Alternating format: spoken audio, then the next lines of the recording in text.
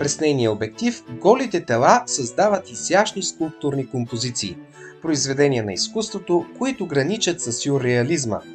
Тя избира 3 любови в едно – към балета, художествената фотография и Виена, където следва в колежа за визуални изкуства Ди Графише. Носител е на много награди в международни конкурси.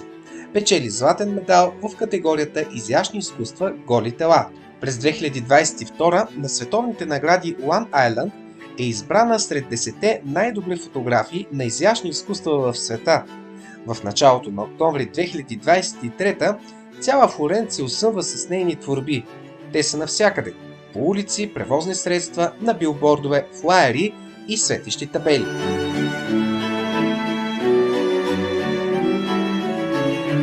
Виктория Андреева става победител в категория фотография на 14-то биенале за съвременно изкуство и дизайн IMU в Флоренция. До 28 януари в знаменитата Академия за изкуство и дизайн в Флоренция, където е творил Микеланджело, има изложби на победителката от биеналето Виктория Андреева. Пред Боряна Антимова от BG Voice, Виктория споделя, че никога не е допускала компромис с комерциалните жанрове в фотографията. Защо Виктория избира точно този тип художествена фотография на голи тела? Има много фактори, които влияят на изграждането на стила ми, но едно от нещата, които най-много ми е повлияло, е било класическия балет. Още когато бях много малка, на 5 години, майка ме записа на танци и съответно това със сигурност много ми помогна да си развия виждането за езика на тялото и за това как мога да изразявам емоции чрез него.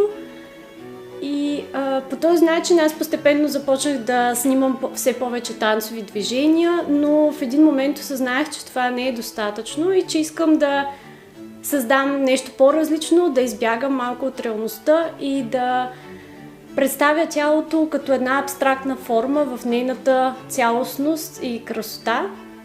И по този начин започнах да работя, да елиминирам до някаква степен човешкия фактор и да се концентрирам изцяло върху тялото и какво може човек да изрази чрез него. Как се ражда идеята за една скулптурна композиция? Идеята за една снимка най-често се заражда от мои лични преживявания, които съм искала по някакъв начин в този даден момент да пресъздам и да визуализирам. Процесът е много различен при всяка една фотосесия, но в същото време има и общи черти.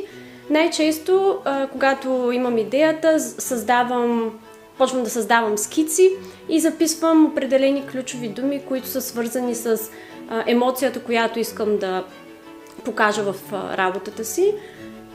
Тъй като много, както казах, съм работила и с балерини, и с професионалисти, вече имам определено изградено портфолио, както и визия, и моделите много по-лесен начин могат да видят в каква насока искам да отидат нещата и съответно за мен доверието между модела и фотографа е много ключова тема и по този начин може наистина да се получи добър резултат. Виена и днес си остава нейната любов и вдъхновение.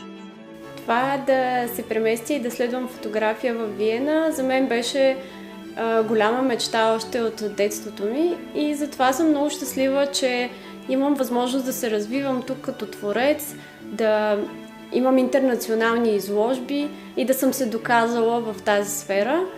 Това със сигурност не е било лесно, но въпреки това абсолютно си е струвало усилията. Много се радвам също така, че в този град има толкова много възможности за културни събития и човек къде да намира вдъхновението. Както аз постоянно намирам хора, от които да се вдъхновявам, други артисти, музиканти. Така се надявам и аз да вдъхновявам тях с работата си, както и всички хора, които се интересуват от изкуство. И някои от проектите даде ми възможност да работя върху някои проекти с балерини от Виенската опера. В момента планирам проект с знаменит австрийски скулптор другата година, през 2024. И за това, който има интерес, много ще се радвам да посети сайта ми, за да получи повече информация за това. Също така, евентуално планирам и изложба в България, в която хората и публиката там ще може да се запознае по-близо с работата ми.